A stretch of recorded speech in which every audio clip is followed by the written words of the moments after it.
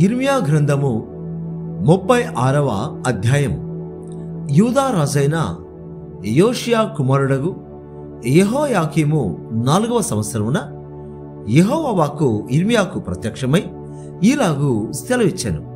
నీవు పుస్తకపు చుట్ట తీసుకొని నేను నీతో మాట్లాడిన దినము మొదలుకొని, అనగా యోషియా కాలము మొదలుకొని నేటి వరకు ఇశ్రాయేలు వారిని గూర్చియు యూదా వారిని గూర్చియు సమస్త జన్మలను గూర్చియు నేను నీతో పలికిన మాటలన్నిటినీ దానిలో వ్రాయుము. నేను యూదా వారికి చేయనుద్దేశించు కీడంతటిని గూర్చి వారి విని నేను వారి దోషమును వారి పాపమును క్షమించినట్లు తమ దుర్మార్గతను విడిచి పశ్చాత్తాపపడుదురేమో. యిర్మీయా నేరియా కుమారుడైన బారూకును పిలువనంపగా అతడు యెహోవా యిర్మీయాతో చెప్పిన మాటలన్నిటినీ యిర్మీయా నోటి మాటలను బట్టి ఆ పుస్తకంలో వ్రాసెను. యిర్మీయా బారాకునకు ఇలాగూ ఆజ్ఞ ఇచ్చెను. నేను యెహోవా మందిరంలోనికి రాకుండా నిర్బంధింపబడితిని. కాబట్టి నీవు వెళ్ళి ఉపవాస దినమున యెహోవా మందిరములో ప్రజలకు వినబడినట్లు నేను చెప్పగా నీవు పుస్తకంలో వ్రాసిన యెహోవా మాటలను చదివి వినిపించుము. తమ పట్టణముల నుండి వచ్చు యూదా జనులందరికీ వినబడినట్లుగా వాటిని చదివి వినిపింపవలెను. ఒకవేళ వారి విన్నపములు యెహోవా దృష్టికి అనుకూలమగునేమో, ఒకవేళ వారు తమ చెడు మార్గము విడుతురేమో, నిజముగా ఈ ప్రజల మీదకి ఉగ్రతయు మహాకోపమును వచ్చునని యెహోవా ప్రకటించి ఉన్నాడు. ప్రవక్త అయిన యిర్మీయా తనకు ఆజ్ఞ ఇచ్చినట్టు నేరియా కుమారుడైన బారూకు గ్రంథము చేతపట్టుకొని యెహోవా మాటలన్నిటినీ యెహోవా మందిరములో చదివి వినిపించెను. యూదా రాజైన యోషియా కుమారుడగు యెహోయాకీము ఏలుబడియందు 5వ సంవత్సరము 9వ నెలను యెరూషలేములోనున్న ప్రజలందరూ యూదా పట్టణములలో నుండి యెరూషలేమునకు వచ్చిన ప్రజలందరూ యెహోవా పేరట ఉపవాసము చాటింపగా బారూకు యెహోవా మందిరములో లేఖికుడైన షాఫాను కుమారుడైన గెమర్యా గదికి పైగానున్న శాలలో యెహోవా మందిరపు క్రొత్త ద్వారపు ప్రవేశమున ప్రజలందరూ వినున్నట్లు యిర్మీయా చెప్పిన మాటలను గ్రంథములో నుండి చదివి వినిపించెను. షాఫాను కుమారుడైన గెమర్యా కుమారుడగు మీకాయా ఆ గ్రంథములోని యెహోవా మాటలన్నింటినీ విని రాజనగరులోనున్న లేఖికుని గదిలోనికి వెళ్ళగా ప్రధానులందరూ లేఖికుడైన ఎలీషామా, షమాయా కుమారుడైన దెలాయ్యా, అక్బోరు కుమారుడైన ఎల్నాతాను, షాఫాను కుమారుడైన గెమర్యా, హనన్యా కుమారుడైన సిద్కియా అనువారును ప్రధానులందరూ అక్కడ కూర్చుండి ఉండేది.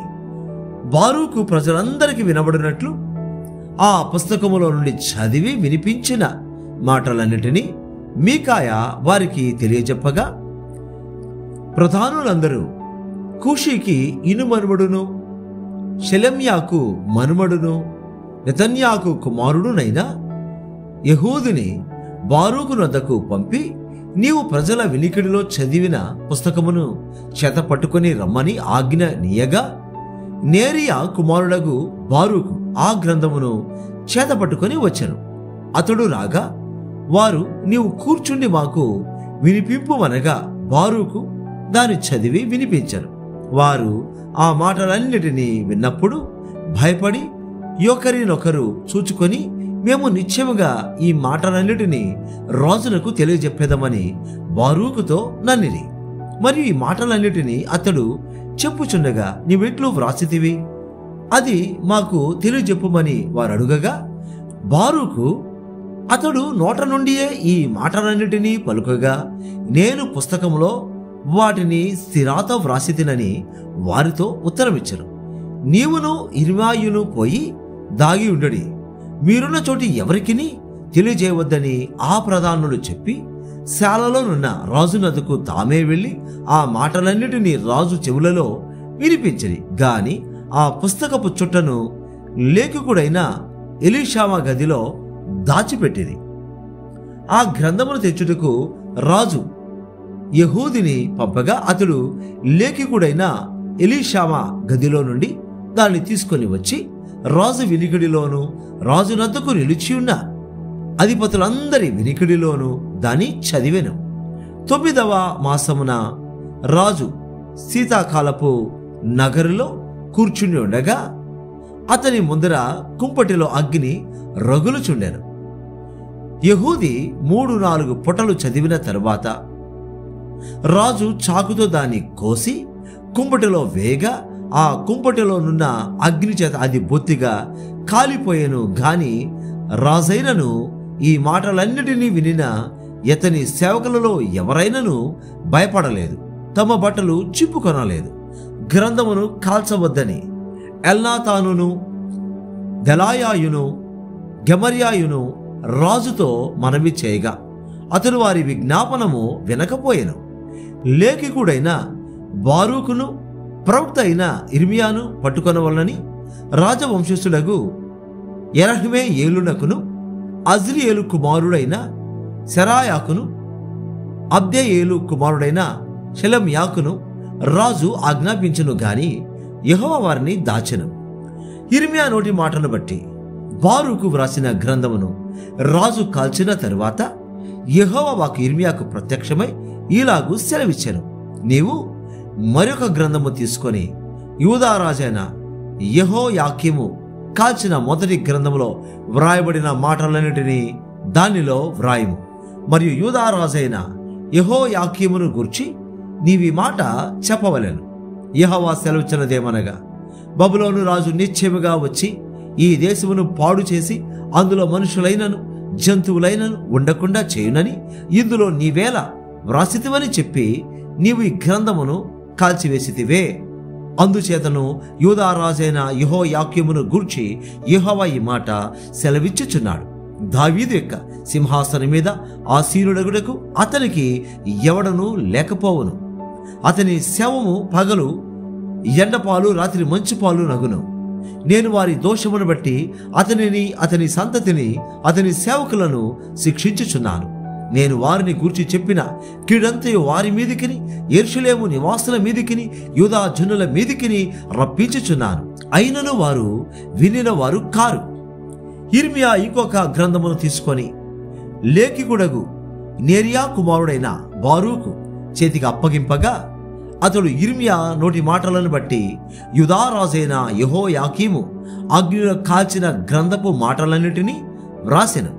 మరియు ఆ మాటలుగాక అట్టివి అనేకములు అతడు వాటితో కూర్చెను. ఇర్మియా గ్రంథము 37వ అధ్యాయము.